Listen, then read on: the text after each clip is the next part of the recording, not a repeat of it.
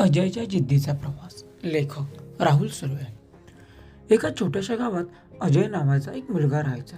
त्याचे घर साधे मातीचे होते, पण त्याची स्वप्न मात्र आभाळ एवढी मोठी होती. तो नेहमी विचार करायचा की एके दिवशी तो आपल्या कुटुंबाचे नाव मोठे करेल.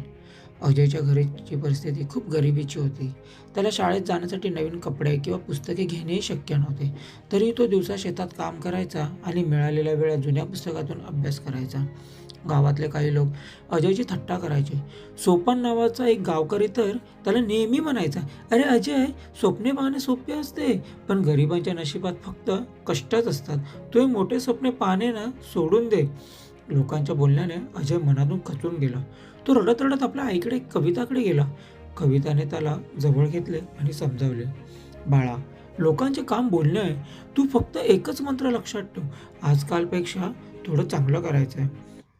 आईचा मंत्र अजयने मनावर घेतला. त्याने ठरवलं की तो रोज स्वतःला सुधारणार. काल जर त्याने 2 पाने वाचले असतील ना, तर आज तो 3 पाने वाचणार. त्याने जिद्दीने मेहनत करायला सुरुवात केली. अजयने आपली शाळा उत्तम गुणांनी पूर्ण केली. त्याला शहरातल्या एका मोठ्या कॉलेजमध्ये शिष्यवृत्तीसुद्धा मिळाली. त्याने तिथेही त्याने आपल्या शिक्षणाची ओढ कमी होऊ दिली नाही. तो कॉलेजच्या लायब्ररीत तासनतास घालवायचा. एकदा शहरात एक मोठी विज्ञान स्पर्धा आयोजित करण्यात आली होती. अजयने त्या स्पर्धेत भाग घ्यायचे ठरवले. त्याने टाकाऊ वस्तूंपासून शेतीसाठी उपयुक्त असे एक यंत्र तयार केले. स्पर्धेच्या दिवशी अनेक नामांकित परीक्षित तिथे आलेले होते. डॉक्टर विनय नावाचे मुख्य परीक्षक अजयच्या यंत्राजवळ आले. अजयने अतिशय आत्मविश्वासाने आणि आपल्या यंत्राची माहिती त्यांना दिली. अजयच्या कल्पकतेने आणि मेहनतीने सर्वांना चकित केले.